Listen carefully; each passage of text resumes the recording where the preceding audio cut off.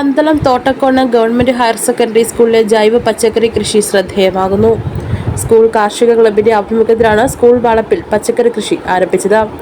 വാഴ, മരച്ചീനി, ചേന, കാച്ചിൽ, വെട്ടുചേമ്പ്, കൊച്ചുചേമ്പ്, പയർ, വെണ്ട എന്നിവയാണ് കൃഷി ചെയ്യുന്നത്. പ്രധാനാധ്യാപകൻ പി. ഉദയൻ, കാർഷിക ക്ലബ്ബ് കോർഡിനേറ്റർ ആർ. നീതു എന്നിവരുടെ നേതൃത്വത്തിൽ അധ്യാപകരും വിദ്യാർത്ഥികളും ചേർന്നാണ് കൃഷിയെ പരിപാലിക്കുന്നത്. കൃഷിയുടെ ആദ്യഘട്ട വിളവെടുപ്പ് കഴിഞ്ഞ ദിവസം നടന്നു.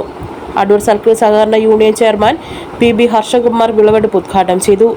School PTA president MG Muraleedharan, SMC chairman KH Shiju, പ്രധാനാധ്യാപകൻ പി. ഉദയൻ, കാർഷിക club coordinator R. Neethu, R. Kanchana, NG Jayanthi, Jose Mathai, KN Prasannakumar എന്നിവർ പങ്കെടുത്തു. News bureau, Pathanamthitta.